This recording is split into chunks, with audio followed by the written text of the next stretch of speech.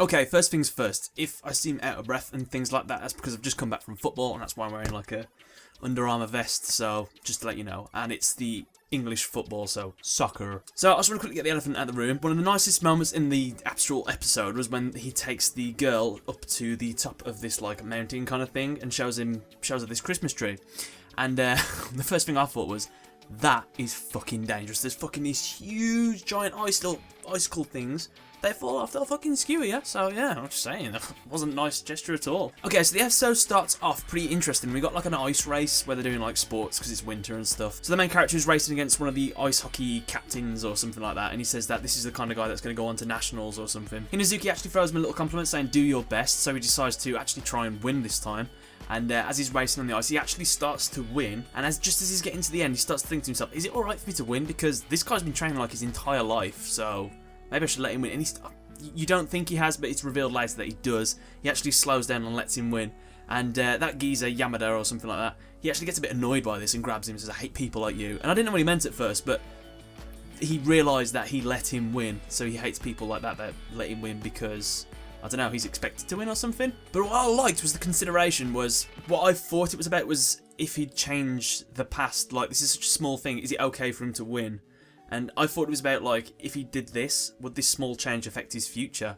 So that's what I thought it was, but it was interesting that I take into consideration the butterfly effect, which is what he sees when he has his like revival thing, so it's so poetic. Hinazuki's a bit annoyed because he promised that he wouldn't lie to her, and he pretty much lied when he said that he was going to try his best and he'd lost, so he was kind of in the bad books for a little while then, but it gets quickly resolved. So this is going to be my first suspect where I think I'm just looking a bit too much into it. The teacher now knows Yoshiro. I think he's my first suspect because, I don't know, he seems like a nice guy. He seems a bit too nice. He's looking out for his students. He realises that she was getting beat on early on, but I don't know. There was a moment later when the main character goes up to him and says that, have you ever noticed that this kid that she's getting beat on? He's like, oh yeah. I didn't want to say it to everyone because everyone treated differently, and he was like, no, I wouldn't treat it differently. He says, yes, you wouldn't. So I'm going to tell you everything about it. I'm going to tell you about how much she's getting beat, what we've done in this. I was like, isn't that student-teacher confidentiality? Wouldn't that, like, that's a bit of an odd thing to tell another kid. Like, I don't know.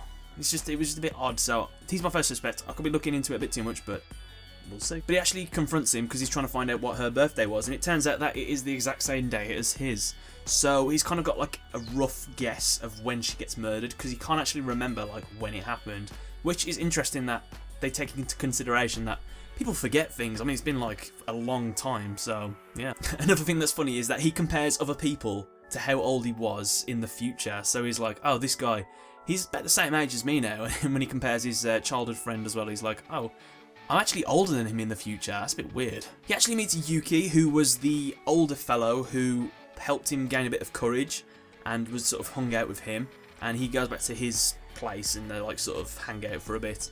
And he's just revealing that like he knows that this guy didn't do anything. There's no way he could because he's such a nice and gentle guy. Another funny moment is he's in his room and there's like a little sheet which is a bit open, and he looks and there's all these sexy prawns in there, and the guy looks at it and goes, naughty boy. But at the end of the day, another thing that he wants to achieve, so he wants to save his mom, he wants to save this girl, he wants to save the other kids that were killed as well, and he also wants to save this guy from being accused because it shows you like what his future's like. He goes to death row and the entire time he's on trial he's saying that I just didn't do it. So it's a bit sad really. So our main character goes to see Hinazuki. She's absolutely covered in bruises, and her mom comes out and says, come here you silly Kei, what are you doing in that shed again? And our main character's like, how did you get all those bruises? And she goes, oh, why don't you tell him? How did you get those bruises? And she's like, I fell. And it's bad really because this really relates to like real world scenarios where she can't do anything about it. There's nothing she can do. If she said something, she was just going to get beat more. So it's a bit depressing really because he doesn't know what to say in response to that. And you see later that the mom, who's an absolute psychopath, who's got red eyes by the way, which was the same as the murderer who was in the first episode, keep that in mind. She actually grabs her head and chucks it in this like bowl of water and then fills it with ice so her face heals in time for school. It's fucking dark. And her dad is a bloody alcoholic, sipping his drink, and then he's like, make sure you don't use all that ice, I want some as well. Fucking hell. So it's the next school day and it doesn't look like she's going to turn up for school, but she does in the end, and you can see that she's still got some bruises on her. It turns out that them two are going to be the class, not class presidents, but whatever, the class whatever, when they just make sure stuff goes right. And they got to collect all the lunch money. And the main character, he realises that the money's gone, and this bitch sitting next to him is like, I know I did it. It was her, because she's poor, and she's the only one that doesn't buy lunch money and stuff. And everyone's sort of like agreeing, saying like, yep, well, I didn't steal it, so it must be her. And as she's saying these words, like completely ripping into Hinazuki, the main character just turns to him and goes, shut the fuck up. He doesn't say that, but he says it in a way, and the girl just starts crying.